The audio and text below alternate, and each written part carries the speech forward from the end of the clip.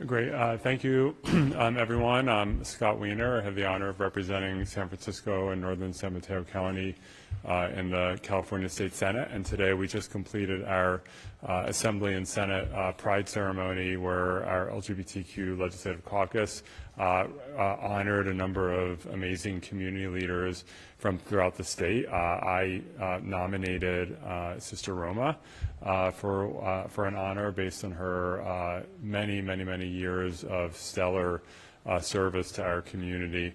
And I know there was some discussion and political discourse around this particular honor, but I'm just so proud of Sister Roma and her work in the community, and I'm proud of California for standing strong to support LGBTQ people as our community is under assault in the rest of the country. So we're here today, and Roma can say a few words, and then we're happy to answer any questions that folks may have. Thank you so much, Senator Wiener, Scott, wonderful dear friend. This has been an amazing honor. I actually have had a beautiful day. To be included with this amazing list of nominees was probably one of the biggest honors that I've ever had, to come into this beautiful state capitol, which I've never been in before, and to be in this location where all of the decisions are made that affect our lives every day feels important and impactful. So to be recognized here means a lot to me, but also to the LGBTQ community at large. Any questions? Sister Roma, can you speak to the event that with the Los Angeles doctors first inviting you and then uninviting you, now re-inviting you to their Pride night?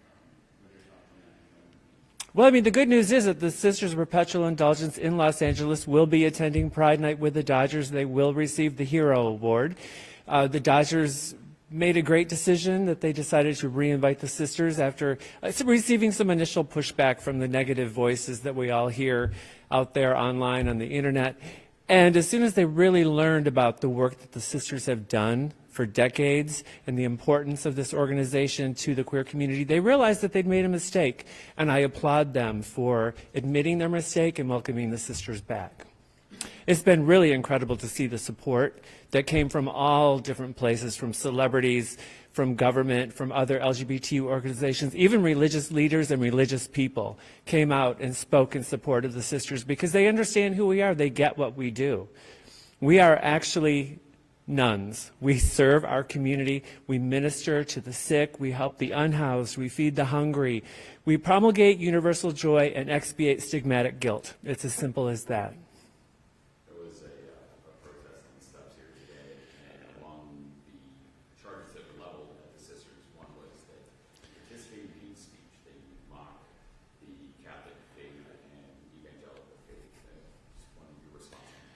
Well, I don't hate anyone.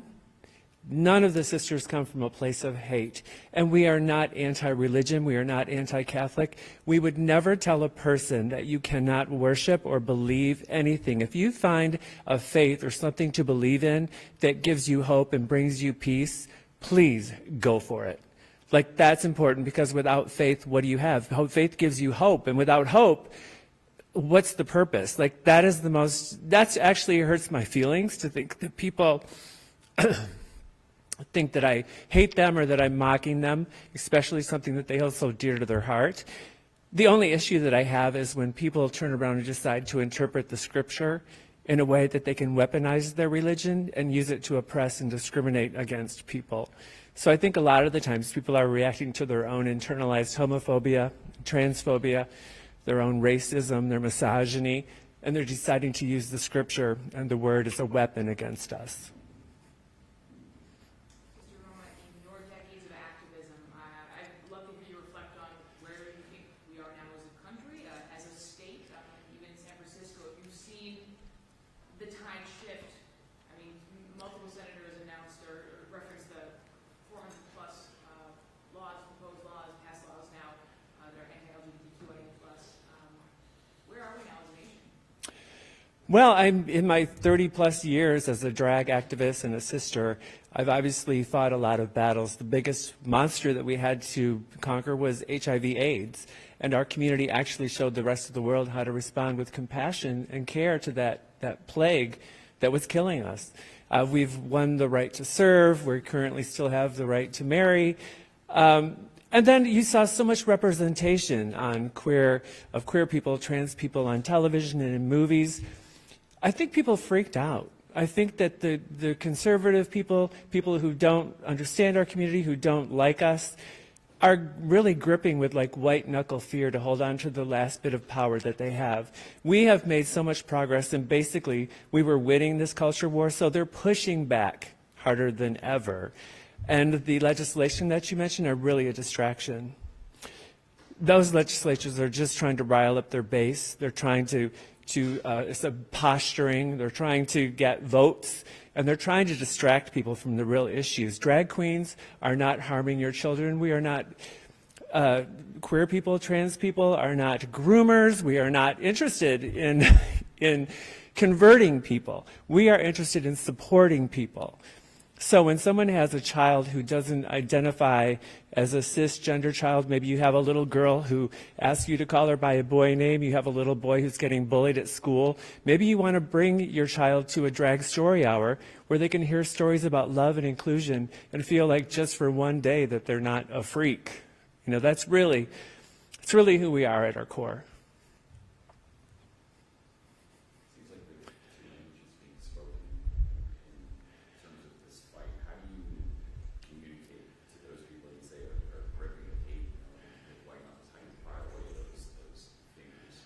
Well, if I knew that, I would run for president of the United States.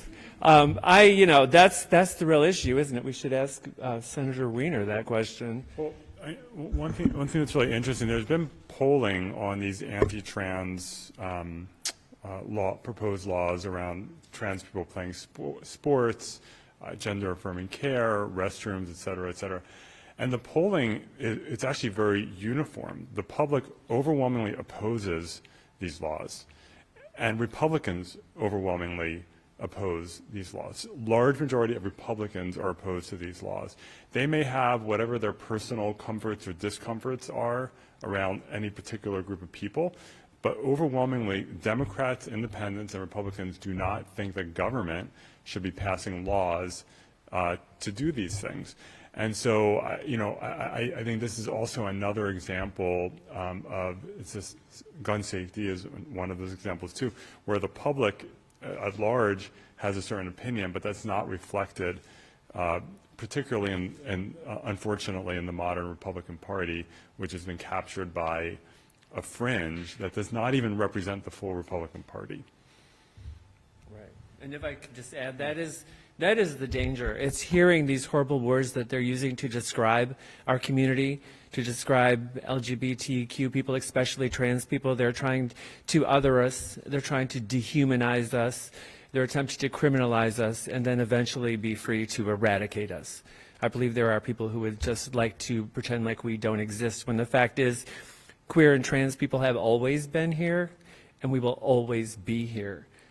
It's just that now we have words that help us describe who we are. We've learned certain terms like cisgender, gender nonconforming, non-binary, transgender. People are like, what are these words? What are all these new things? It's like, none of this is new. This is just progress, and we're helping to learn who we are, and we're trying to help explain to you who we are.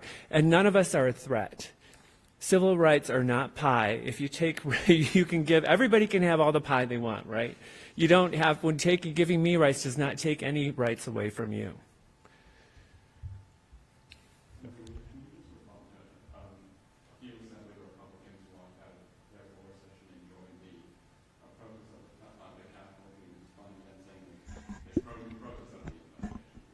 What?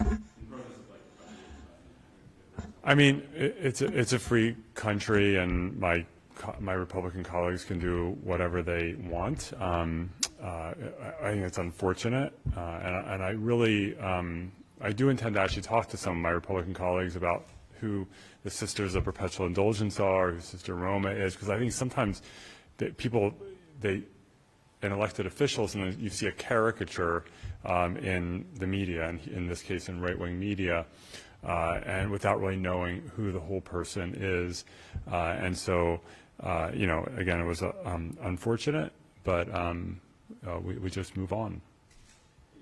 To follow up on his question, one of the charges that was leveled was that the states and the assembly honoring groups during Pride Month, but don't honor groups that are religiously backed that do good in the community.